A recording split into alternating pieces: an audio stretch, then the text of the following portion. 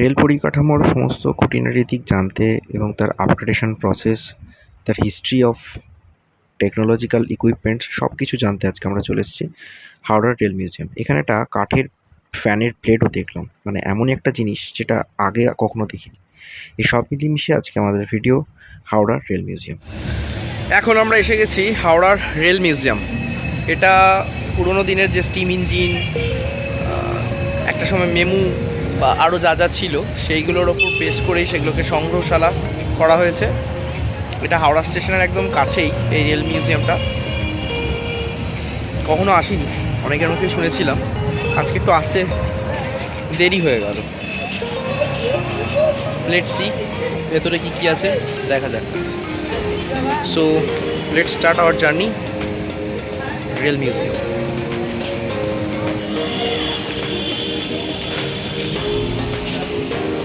ভেতরে এলিভেটেড করা রয়েছে, যার জন্য ঢুকতে কোনো অসুবিধা হবে না, বয়স্করাও আসতে পারবেন। হল অফ ফেম কী করা হয়েছিল, একদম ব্রিটিশ আমলে রেল স্টিম ইঞ্জিন থেকে যখন স্টার্ট হয়েছিল কী হয়েছে সেগুলোর সবকটাই process. Evolution of locomotives, James Watt 1736 সালে যখন প্রথম এই স্টিম ইঞ্জিন তৈরি করেছিলেন, কিভাবে করেছিলেন তার বেসিক প্রিন্সিপাল এখানে দেওয়া রয়েছে। After that Ferry Queen, built in 1855 for the East Indian Railway, was oldest working locomotive in the world.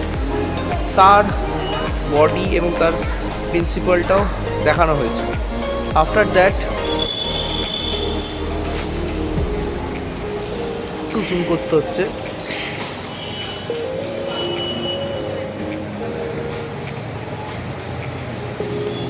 হেন্সফোর্থ metre gauge যখন এসছিল, মিটার গেজে স্টিম ইঞ্জিন লোকোমোটিভ, সেটা অবশ্যই বলে রাখি যে ওয়েস্ট বেঙ্গল এবং ইন্ডিয়ার মধ্যে প্রথম যে পূর্ব রেল অর্থাৎ eastern railway first local train চালানো শুরু করে ব্যান্ডেল থেকে হাওড়া 1926-এ।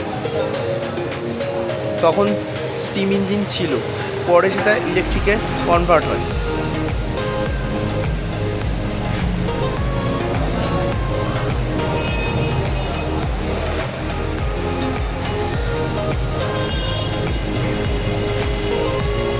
এখন এই ইঞ্জিনগুলো তৈরি হচ্ছে, ম্যাক্সিমামটাই কাপুরথালায় তৈরি হয় এই ইঞ্জিনগুলো। সবাই জানেন যে এখন তো বন্দে ভারত এসে গেছে, আর তার সাথে ইন্ডিয়ান রেলওয়ের একটা বড় অবদান হচ্ছে গুডস ক্যারেজের জন্য লিকুইফাইড পেট্রোলিয়াম গ্যাস কীভাবে নিয়ে যাওয়া হয়, কী করে শান্টেড বডি লুজ, যেটা নাম হচ্ছে বগি পেট্রোল ট্যাঙ্ক ওয়াগন, সেই সিস্টেমে কী করে যায়। এয়ার কন্ডিশন 3-টায়ার কোচ ম্যানুফ্যাকচার বাই আইসেফ অর্থাৎ ইন্টিগ্রাল কোচ ফ্যাক্টরি, তৈরির প্রসেস সেটা দেখানো হয়েছে। Black oil tank wagon, air braked, আর তার সাথে চেসিস যেটার ওপর বেস করে bogie low platform container flat wagon, এর ওপর বেস করে ইন্ডিয়ান আর্মির সমস্ত জিনিস যায়।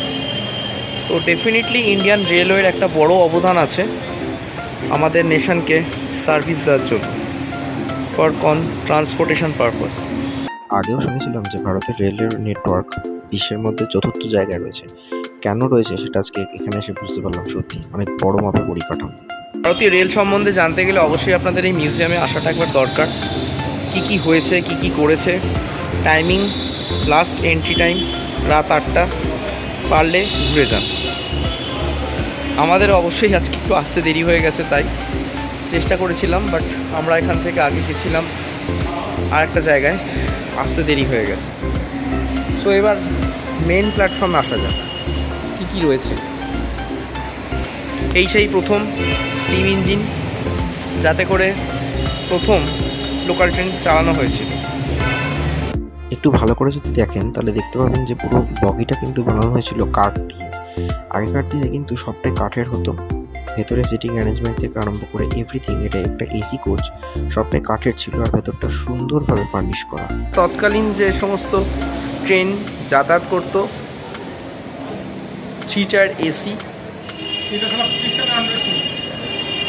সেই পারপাসে যাওয়ার। দেখতেই পাচ্ছেন এটা একটা দেওয়া রয়েছে, the passenger class locomotive originally be belong to the Indian railway. এটা ইন্দো পাক যুদ্ধের সময় এই কোচটা ব্যবহার করা হয়। এটাতে ঢুকতে দেওয়া হবে কিনা আমি জানি না, চেষ্টা করছি এখান থেকেই তোলার কিছু স্ন্যাপস, কিছু শর্টস। ভেতরে ইন্টেরিয়র ডেকোরেশনটা দেখুন, আর এখনও রেলওয়ে অথরিটি কত সুন্দরভাবে ভেতরটা সব কিছু স্টাফিং করে মেনটেন করে একটা দেখানো হচ্ছে যে হ্যাঁ তখনকার দিনে কীভাবে সার্ভিস দেওয়া হতো। ভেতরে টাওয়েল ছিল, খাবার দাবারের ব্যবস্থা ছিল, গরম জলের ব্যবস্থাও ছিল সে সময়। এটা কত বছরের পুরনো একটা বগি, সেই বগিটাকে ডিজাইন করে এত সুন্দরভাবে মানুষজনদের দেখানো হচ্ছে একটা মিউজিয়ামে, দারুণ ব্যাপার। ও আচ্ছা, এটাতে ঢোকার কোনো অপশান নেই। তো এটা হচ্ছে সেই প্রথম স্টিম ইঞ্জিন। এই রেলওয়ে মিউজিয়ামটা দেখে আমার জাস্ট একটা ছোট করে ক্লিপিংস, একটা সিনেমার কথা মনে পড়ছে, কিয়ান কাতে যেটা সেই দেখিয়েছিল। কিয়ান কা দুজনে রেল মিউজিয়ামে গেছিলো মুম্বাইয়ের, ওটা সিনেমার প্লট ছিল। তো সেরকম একটা ভালো পজিশান হচ্ছে এখানকার জন্য। অবশ্যই আসুন, ঘুরে যান, ভালো লাগবে, পুরনো জিনিস। আর আমি তো স্পেশালি এখন মিউজিয়ামের ওপরই বেশি রয়েছি। আলিপুর জেল মিউজিয়াম, ওদিকে আজকে রেল মিউজিয়াম, এরপর এখনও আছে যাওয়া বাকি, বেশ কটা মিউজিয়াম এখনও, সেগুলো ঘোরা বাকি আছে। যেমন আরবিআই মিউজিয়াম আছে, ট্রাম ওয়ার্ল্ড আছে, সেগুলো আসবে পরের ভিডিওগুলোতে। সাথে থাকুন, দেখতে থাকুন এক্সপ্লোর ডেস্টিনেশন। তখনকার দিনের ডিজাইন আলাদাই ছিল।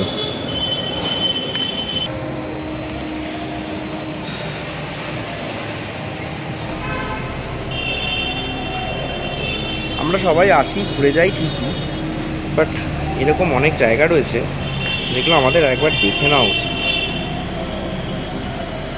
যে হ্যাঁ আমাদের জানার জন্য এরকম অনেক জায়গা রয়েছে। কথাতেই আছে যে জানার কোনো শেষ নাই। সেরকমই এখানে এই রেল মিউজিয়ামে আসলে আমরা দেখতে পাবো যে হয় না যে এক একটা ভার্সন, তারপর আপগ্রেডেশন, যে ছোটো ছোটো যে ইঞ্জিনগুলো চেঞ্জ হয়েছিল, বগিগুলোর যে চেঞ্জেস এসেছিলো, সেগুলো এখানে ছোটো ছোটোভাবে মডেল করে করে দেখানো হয়েছে। আর অবশ্যই দেখলাম যে এই সামনের কোচটি, যেটা রেলওয়ের লিলুয়া ওয়ার্কশপে রিফার্বিশ করা হয়েছিল এবং করানোর পর এই মিউজিয়ামে আনা হয়েছে।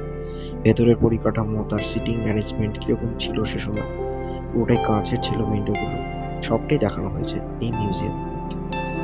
হাওড়া স্টেশনের একটা প্রতীকী মডেল পুরো এখানে তুলে ধরা হয়েছে, মানে একটা আলাদা করে বিল্ডিং বানিয়েছে, সেখানে হাওড়া স্টেশনে কী কী কার্যকলাপ হয়, তার সিগন্যালিং সিস্টেম, ভেতর দিয়ে কী করে রেলের ওয়ার্কশপের রেলগাড়িগুলো ঢোকানো হচ্ছে, ভেতরে আশপাশটা পুরোনো দিনের কী কী ট্রেন রয়েছে বা মালগাড়ি, ধরুন ইঞ্জিনগুলো কী কী ব্যবহার করা হতো, সেগুলো আলাদা করে একটা জায়গাতে দেখানো হয়েছে, মানে যেগুলো একটা সময় ইউজ করা হতো।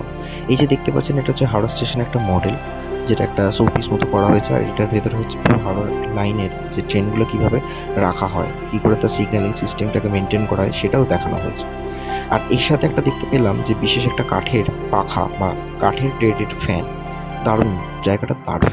তো এটা হচ্ছে একটা প্রতীকী বা কপি টাইপের বানানো হচ্ছে হাওড়া স্টেশন এই মিউজিয়ামের মধ্যেই, যেখানে কি করে হাওড়া স্টেশনের মধ্যে একটা ট্রেন চলছে, তার প্রসেস সবটাই এখানে তুলে ধরা হয়েছে। খুব দারুণ জায়গা, মানে এই মডেলটা যে বানানো হয়েছে খুব সুন্দর একটা মডেল, নো ডাউট একটা সুন্দর মডেল বানানো হয়েছে।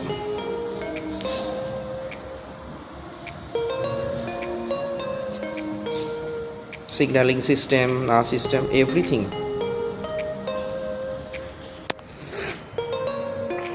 হাওড়া সেই বিখ্যাত ঘড়িটাও এখানে রয়েছে হাওড়া স্টেশনে। এটা একটা আলাদা করে বিল্ডিং করা হয়েছে, যার মধ্যে পুরো জিনিসটা তুলে ধরা হয়েছে। তো এই ছিল হাওড়া রেল মিউজিয়াম। পূর্ব রেল বা ইস্টার্ন সাউথ ইস্টার্ন দুটো সেকশনেরই ট্রেন কীভাবে চালানো হতো, তার বগি, তার spare parts, overall technical equipments, signalling system, সব জিনিসটাই এখানে রয়েছে। একবার ঘুরে যেতে পারেন এই রেলের সংগ্রহশালাটা, অনেক কিছু জানতে পারবেন।